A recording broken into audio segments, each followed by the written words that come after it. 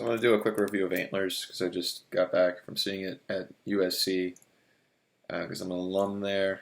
They do free screenings, and I couldn't resist going there to go see it.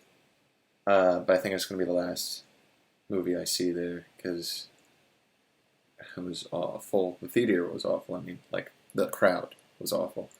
The movie itself was great. It's a good movie. Long story short, go see it. The crowd, though, I don't know if you should see this in the theater for this very reason. The film deals with child abuse, sexual abuse, and drug abuse, and yet the audience would fucking laugh and act all jittery and like, well, they're college students, but like that's no excuse. I wasn't like that when I was in college, where they fucking like laughing at the most inopportune times. Like, I get laughing at a cheesy horror film when there's blood and guts and it's a cheesy thing. But this is a serious matter. This is an allegory, and it isn't like it's super hidden about all these abuses that it's about. It literally flat out says it multiple times. There's whole scenes about it. They literally go, by the way, I'm not going to beat around the bush, but that kid had a lot of abuse, and they literally just say it, and they even show some very fucked up shit in some flashbacks, and still these fucking kids fucking laughing at the fucking film. I couldn't stand it, man. I was seething. I like I think I wrote like a tweet that was like, I wish with all the horror in my heart, they just face one of those traumas, and it just rips their life apart because there's no respect anymore for the genre. This is why like the mean-spirited horror films exist, is because the ones that try to dance around the issue a little bit, or try to frame it in like a childish fairy tale language, or dealing with mythology to translate it so that it's something that like the broader audience can understand and people can get from that they can understand it through a primal sense. It opens up the story to ridicule, to have that superficial layer on top of everything. I understand that it's necessary for the broader audience, right? But it's demeaning and demoralizing for the core audience that is going to these things because they understand it and that it reflects their lives, It's very disrespectful and fucking horrible. So I don't know whether there needs to be harder horror films that don't beat around the bush and don't sugarcoat things, and like literally they almost like are like super dark dramas because they're just not going to sugarcoat anything with fantasy and just go super hardcore in showing gritty reality. Like, what was that one movie called? Combat Shock. Like that, almost. I mean,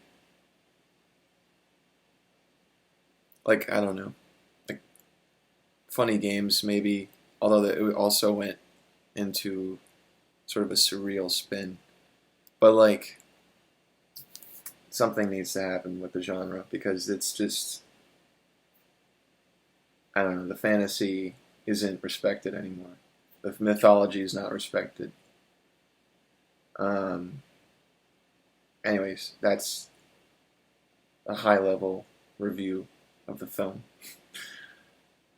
Dealing with the film itself, it is good. It's very, very short.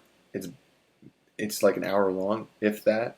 The movie started at 8. I got out of the theater at 9. So I don't know if they started the movie early or if it's literally just an hour long.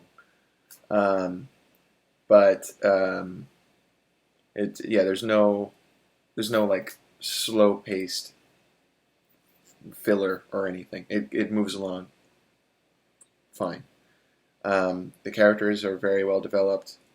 They're very sympathetic as well, and the kids are very realistic. The kids act like real kids, which is rare. Um, One thing I didn't like, but I know it's a necessary evil, but I wonder what a film could be like without it, is the exposition scene. It's in everything. And it's because it ties into the whole necessary fantasy sugarcoat frosting layer, because the exposition scene is all like, yeah, what you got there is a Wendigo, and this is what it looks like. Look at my book. I have a picture of it in my book. I got this book. I don't know where I got it. I just have it laying around in my closet. I got a book. They're all about the Wendigo. Like, who the fuck is this guy? Why does he have this book?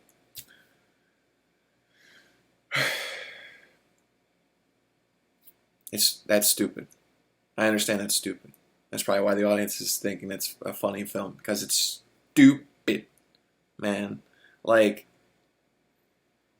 just get rid of the exposition shit, and the film would be like so much more realistic and gritty, and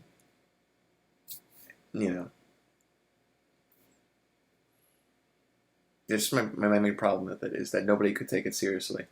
I mean, I'm sure some people did. I did, but like the broader audience came out of the theater completely unfazed, unaffected, and probably were oblivious to all of the characters talking about their trauma because they couldn't relate to it. So that's why I'm like, I hope that something bad happens to those people. I really do. I really, really do. Somebody needs to do something. No.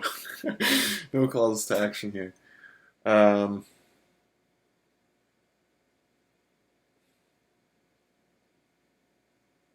Yeah.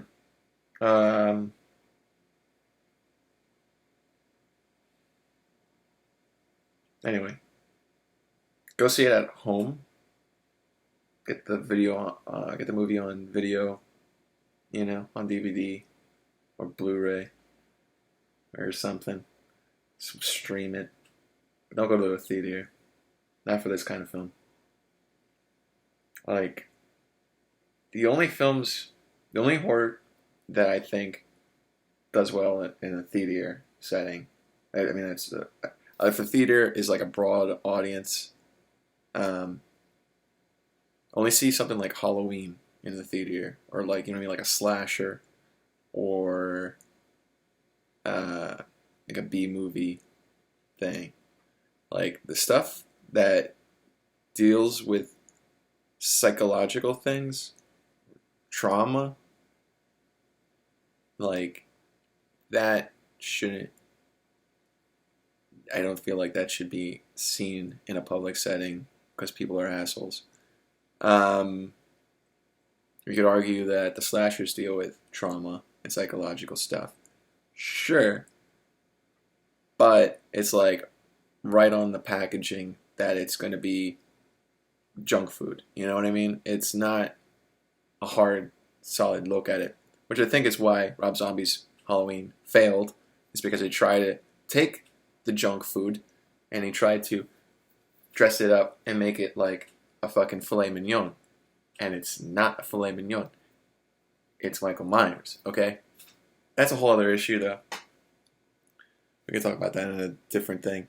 But, like, yeah. Anyway, that's my take on it. Good movie. Go see it.